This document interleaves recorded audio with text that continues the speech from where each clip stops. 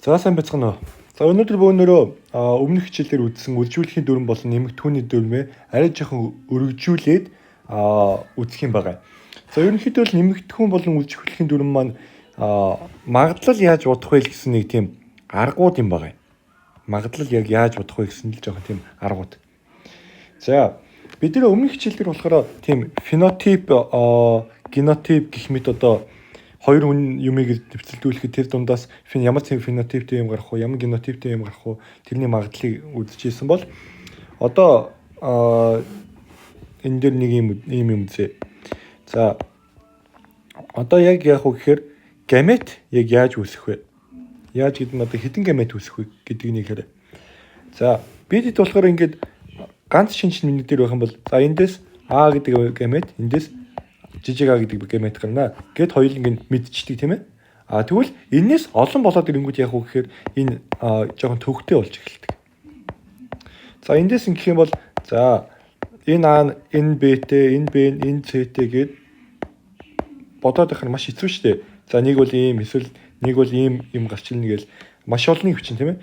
За тэрний оронд яг уу гэхээр өмнөх хичээл дээр үзсэн тэр үржүүлэхийн дүрмээ ерөнхийдөө бол тийм ашиглана гэсэн үг. За жишээ нь юу гэсэн үг гэхээр эндээс за энэ гетерозиготоос юу гарч болох вэ гэхээр эндээс хоёр төрлийн гамет гарч ирнэ. Энэ бас гетерозигот биш үү? Тэгэхээр энэс хоёр. Энэ бас гетеро биш үү? Энэс хоёр гарч ирнэ. Тэгээ нийт 8 ширхэг гамет гарч ирэх боломжтой байна гэсэн үг.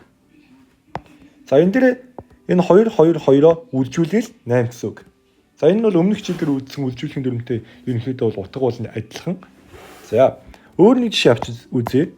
За ийм нэг жишээ байна гэж бодъё.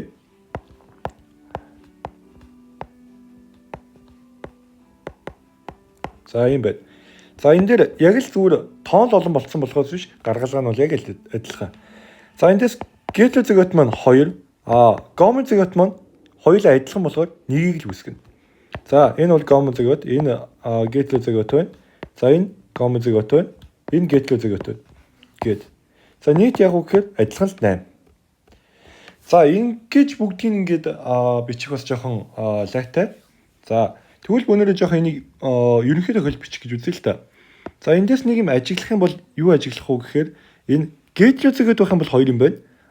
Гомозигот байх юм бол 1 юм байна. Тэгэхээр ямар нэгэн тоог нэгээр үйлчүүлнэ гэж ямар ч хамаагүй шүү дээ. Тийм болохоор яг уу гэхээр энэ зүгээр баахан генотипт байгаа шинжүүдээс хэдэн гетерозигот юм бэ? Хэдэн гетерозигот юм бэ гэдгийг харчих юм бол за жишээ нь за А ширхэг гетерозигот байлаа гэж бодъё л да. За тэгвэл гамет үүсэх тоон хоёрын А зэрэг юм байна гэд мэдчихэ. За энэ хоёрын А зэрэг юм чинь ерөөхдөө бол дандаа л тэгш ухна шүү дээ.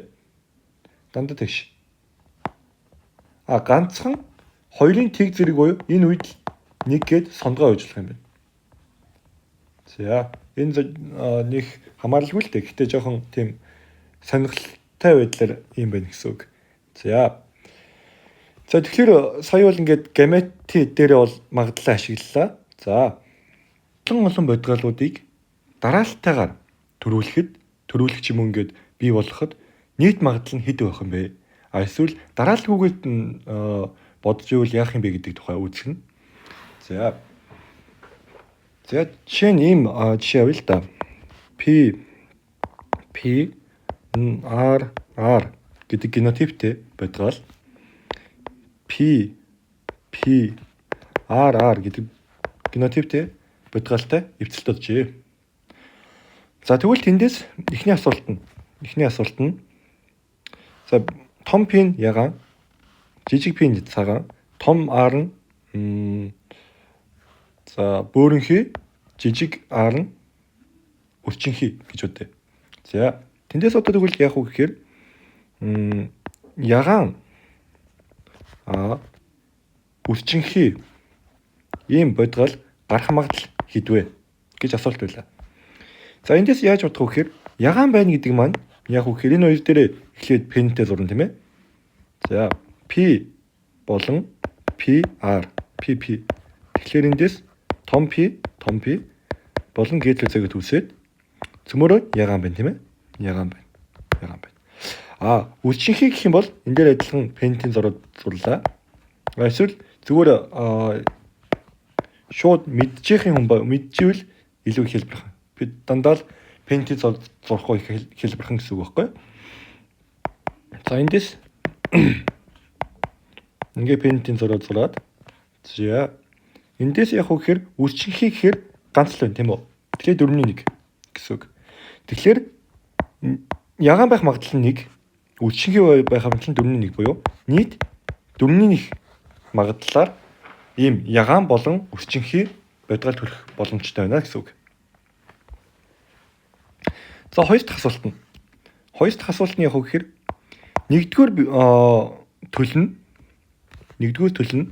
нэгдүгээр төлн шүү. Ягаан үлчинхий. Хоёрдугаар төлн цагаан бодлоо шүү. Ягаан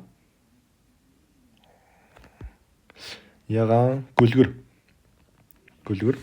Гуравдугаар төлн ягаан үлчинхий гэж үзье л да. За одоо тэгвэл ягаан үлчинхий төлөх магадлал маань хэд үг гэхээр 4-1 гэсэн тийм ээ. За дээдх дээр ингээд тооцоод ягаан гөлгөрийг тооцвол 4-3 байгаа. За ягаан үлчинхий нь 4-1. За энд байгаа магадлалууд нь юу вэ гэхээр энэ магадлалууд маань юу вэ гэхээр энэ бодгалын л гарах магадлал байхгүй юу? Гарах магадлал. Тэгэхээр нэгдүгээр бодгал гараад дараачийн бодгал